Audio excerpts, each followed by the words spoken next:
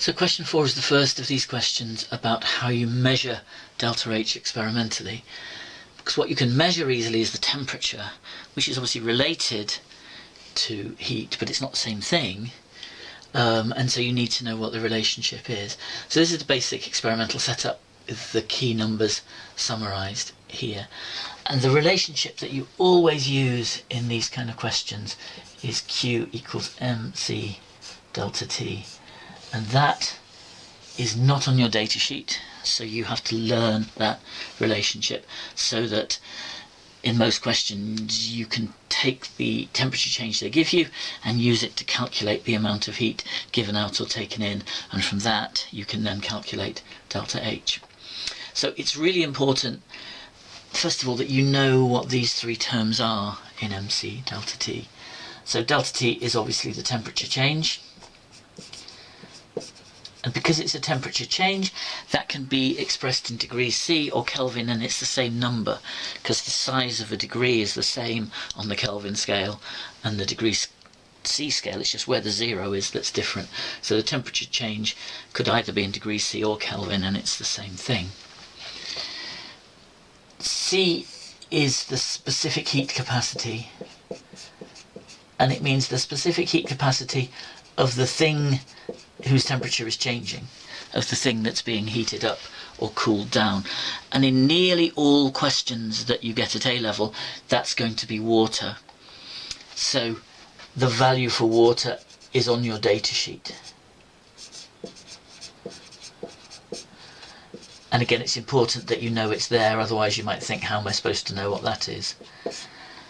Okay, so the value for water is on the data sheet, which is 4.20. Actually, what does it give you? 4.18, I think it gives you 4.18 joules per Kelvin per mole.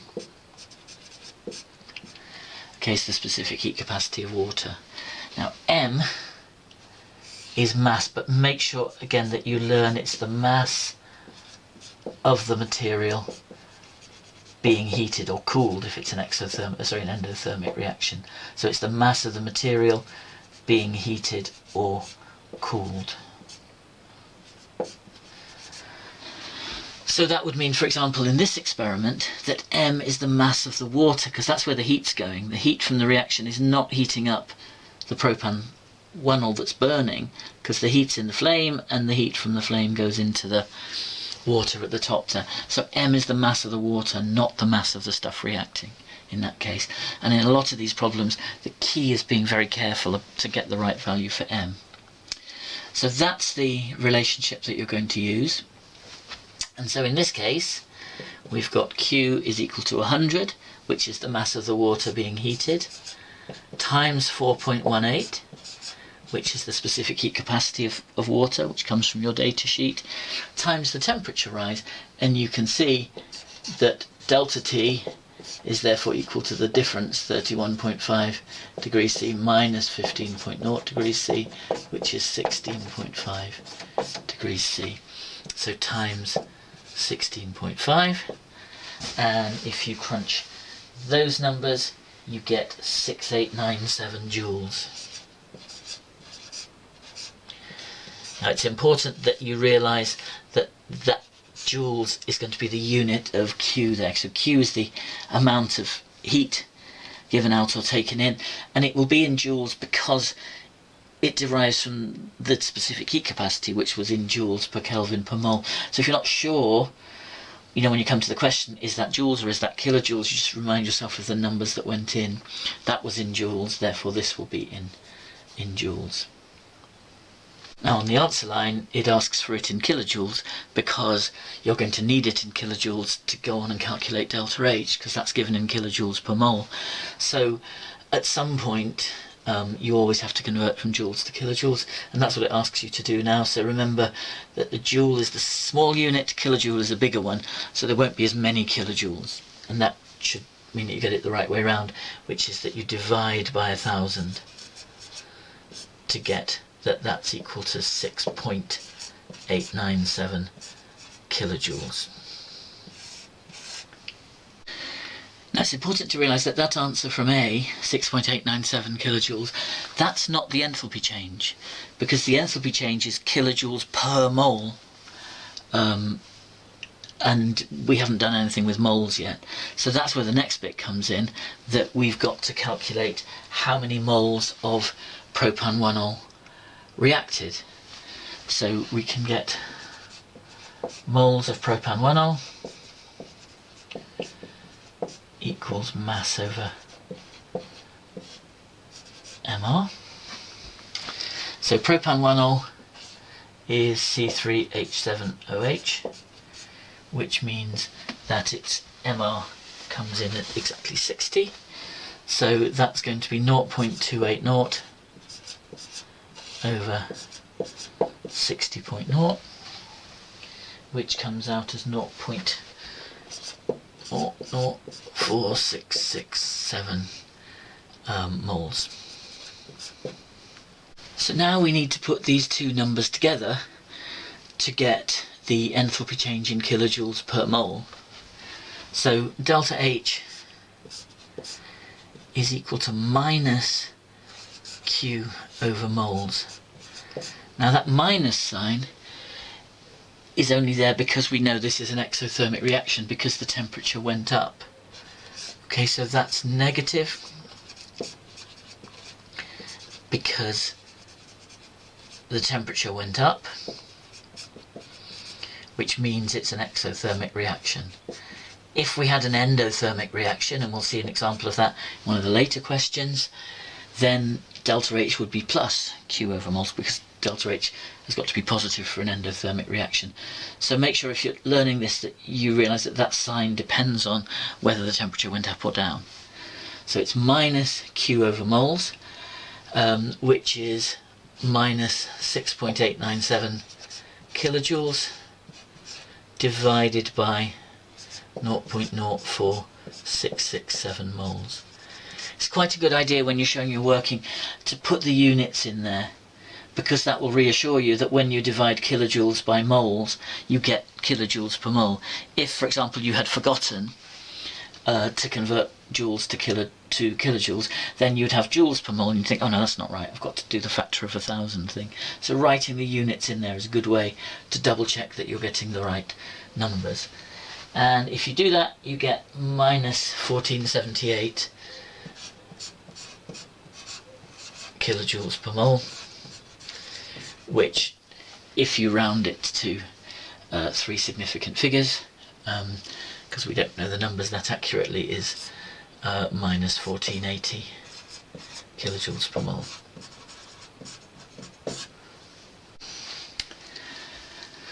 Now, when you get questions like this, very often they'll ask you questions about the practicalities, about how accurate you think the numbers are likely to be. And you can see that the big problem in this case is that you're assuming that all of the heat that came from this reaction went into heating up the water. And you've completely ignored the possibility that some of that heat is likely to escape into the air. By putting the draft screen there, you cut down that problem. You don't eliminate it, but you make it much less bad than it would be. Obviously, if there was a howling gale blowing across there, it would carry lots of the heat away with it, and you get a much bigger error. So the question is saying, well, okay, taking all that into account, what difference would it have made if we hadn't put the draft shield there? So what you have to do is to think, right, these were the two relationships that we used to calculate delta H. So, first of all, if we took the draft shield away, we would expect more of the heat to escape into the surroundings, because it would, as the air gets blown across there, it will take heat with it, and so less of the heat will go into the water, and so the temperature change will be smaller. So that's the first thing. So without the draft shield, first of all, delta T will be smaller because more heat is lost. And you can see from this relationship that if delta T is smaller, then Q, which is what we calculate as the amount of heat transferred, Q will also be smaller. So Q will be calculated to be smaller.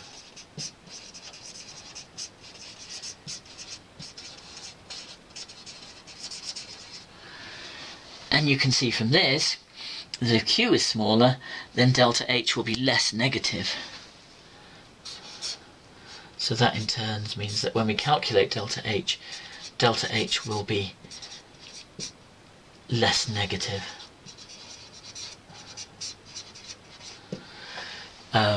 When we calculate it. Don't say bigger or smaller. When you have a negative number like that, bigger or smaller is very ambiguous. You know, is -2 bigger or smaller than -1? It depends how you think about what bigger and smaller means, so you just don't want to go there. So just say explicitly delta H will be less negative. Now that doesn't really mean that delta H for the reaction is less negative. It means that the value you calculate for it will be less negative, and that will be a wrong value. So we should really make it clear that that means will appear to be, based on the numbers we measure. Really, the enthalpy change is what it is. When those molecules of propan-2-ol react with oxygen, the amount of energy given out is what it is. It's just that we're measuring it wrongly by allowing some of the heat to escape. So delta H will be less negative really means delta H will appear to be less negative due to this heat loss. So then it's getting you to think about, well, okay, what else could we do? The draft shield, we said, should make that problem a bit less bad. What else could we do to try to make sure that the temperature rise in the water reflects as much as possible the amount of heat that goes in? So basically we've got to minimize heat losses from there. So we could do that by insulating the walls of the container. Okay, so if we had insulating walls, that would mean any loss of heat through the sides would be less. And of course we could put a lid on it. So if we put a loose fitting lid on there like that, that would greatly reduce heat loss, potentially through convection and so on. So those, I think, would be two sensible suggestions: insulating the walls, putting a lid on the top, because both of those would mean that the heat which does manage to get into the calorimeter will tend to stay there, and therefore the temperature rise will be as high as it can be. But you're still not going to completely avoid heat loss around there, and coming up with a really accurate calorimeter requires actually really quite fancy experimental design, but that's fine for our purposes. Quite often in questions it will ask you to identify possible sources of error in the measurement of delta H using an experiment like this, and it's important that you just identify heat loss as one of those things. Don't sort of say, oh well, there could be heat loss up here, and there could be heat loss from the top there, and there could be heat loss through the sides. Those are not three different things. Heat loss is one factor. So you need to know other factors not related to heat loss, which also mean that that value of delta H could be suspect. So one of those could be that there may be incomplete combustion, because remember, complete combustion requires lots of oxygen. If there isn't sufficient oxygen for all of the molecules of propan-1-ol to burn and produce CO2, some of them might produce carbon monoxide or carbon, and when that happens the delta H is different. Those are less exothermic, in fact. So both of those possibilities, forming carbon monoxide or carbon, would change the amount of heat given out, and therefore would change your estimate of delta H of combustion. So that's an important one. Another one is that when you measure the change in the mass of propan-1-ol in the experiment, remember you measure the mass of the burner at the beginning and then the mass at the end, and you assume that the decrease in mass is entirely due to the propan-1-ol that burned during the experiment. But of course there is another possible exit route, which is that some of it could just soak up the wick and then evaporate into the air. So there could be some loss of propan-1-ol by evaporation as well as by burning. And so again that would affect your value of delta H.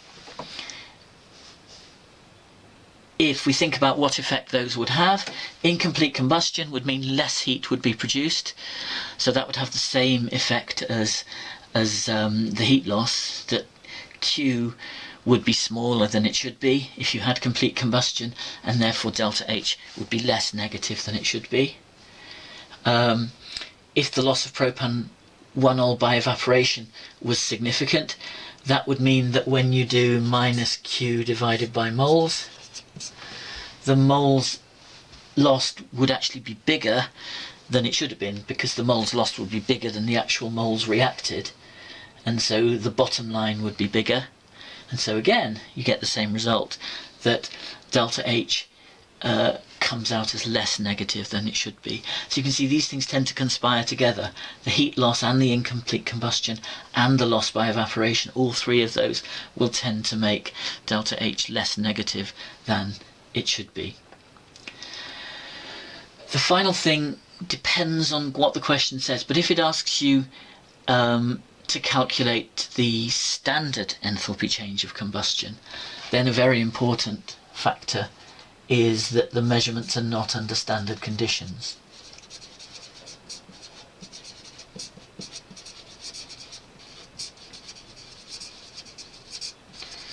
So that's only an issue if it asks you to comment on why the delta H doesn't closely match, the delta H that you measure doesn't closely match the standard enthalpy change of combustion, because obviously standard enthalpy change must be measured under standard conditions.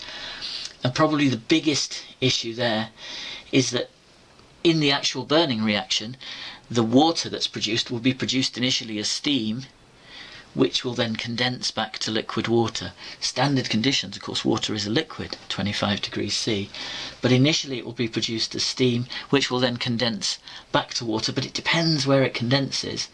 If it condenses here, then that's fine, because the heat given out will, help warm up the stuff. But if it condenses up here somewhere, then of course that's going to be a problem. So measurement not made under standard conditions, that's potentially going to have a big effect on delta H as well. Question 5 then focuses on this reaction. So it's a redox reaction where the zinc gets oxidized to zinc 2+, and the copper 2+ gets reduced to copper metal. So it's kind of displacement reaction. And you can see it's exothermic because the temperature goes up from 22.8 to 32.3 degrees C, and it asks us to calculate ultimately delta H. But first of all, we've got to calculate the amount of heat given out using Q equals mc delta T. So this is part B. Sorry, A was just to confirm that it's exothermic because the temperature's going up.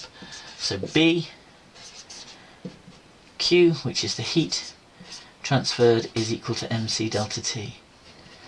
Now it tells you in the question what to do about M here, which is to assume that the solution has a mass of 55.0 grams. And you might think, why would you assume that? Because what you're told here is the volume of the solution, but you're not told anything about its mass. Now what you need to know there is that the density of water, so just of pure water on its own, is exactly 1 gram per cm cubed. Now what that means is that the mass in grams is equal to the volume in cm cubed. So if this had just been pure water rather than copper sulfate solution, we could have confidently said 55.0 cm cubed, that has a mass of 55.0 grams. But it's not pure water, it's copper sulfate solution, and you think, well, the density will therefore be different, so the mass will be different for a given volume. However, for the purposes of these calculations, we always assume this for any aqueous solution. Now, sometimes, as in this question, they tell you to do that, but sometimes they don't, but they still expect you to do it. Okay, so you need to be very aware of this approximation, that you assume that whatever the volume of the solution is, that's equal to its mass in grams. And that's what makes the calculation possible. You might think that sounds highly dodgy. If you're interested in how big an issue it is, if you look at the extension questions on Enthalpy I, it actually explores this and goes through some actual numbers to see how big an error it leads to, because there are some more approximations to come as well, and so you can see how it all pans out. And it turns out that it's, it is an approximation, but it's not as hideous as you might expect.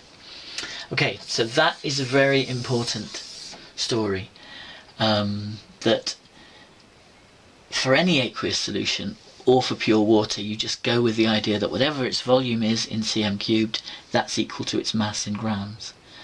So that makes this possible. So m is equal to 55.0. What about C? Well, again, we know the specific heat capacity for water, but we don't know the specific heat capacity of copper sulfate solution, nor do we know about the solid copper that's formed, or possibly solid zinc that might be left over if there was excess. We don't know. So there are lots of uncertainties here, but again, we make an approximation. Assume that the specific heat capacity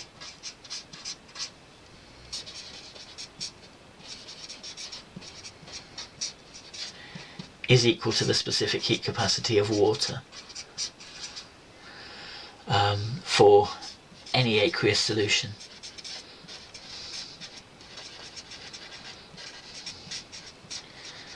And you ignore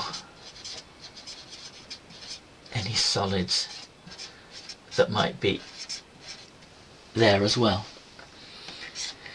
So again, that makes the calculation doable, because it just means in this case we don't worry about the contribution of the copper, we don't worry about the fact that this isn't just pure water, we just go with the fact that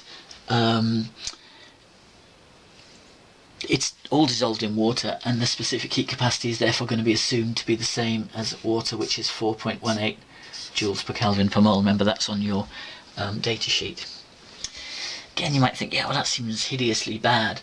The reason you get away with that is that it turns out that water has a very high specific heat capacity compared to most other materials.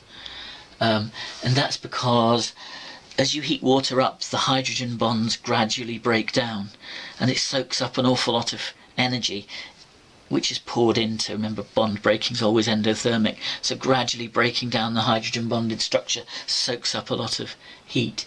Most substances don't do that in such a gradual way, so you don't get that big specific heat capacity in the same way. So that's why you get away with it, because water is usually the dominant contribution. So we have M, we have C. Delta T at least is relatively simple. No awkward approximations there. It's just the temperature change. So 32.3 minus 22.8 is 9.5 degrees C is delta T. So if we crunch those numbers, we get 2184 joules. And remember that in order to calculate delta H, which is our objective in the end, we're going to need to convert that to kilojoules so that we can get a number in kilojoules per mole. So we may as well do that now and divide that by 1000. So that's equal to 2.184 kilojoules. Okay, so you should get used to that step. You could do it later, but you may as well do it now. So again, remember that this number we've calculated so far, Q, that's just the amount of heat transferred. That's not delta H, because that's just in kilojoules, we want kilojoules per mole. So the next job is to calculate the moles of copper formed. So we can do that and get that the moles of Cu is mass over, again be Ar because copper's a metallic element, so that's 0.318 divided by 63.5 is the relative atomic mass of copper, and that comes to 0.00501 moles. So in part D then we can put these two numbers together, and again it's an exothermic reaction, so we can get that delta H is minus Q in kilojoules divided by the number of moles. And you know, just putting the units down like that is a good way of making sure that you're using sensible numbers, because you know that the units have got to be kilojoules per mole, minus because it's exothermic. So that's minus 2.184 divided by 0.00501, which works out as minus 436 kilojoules per mole.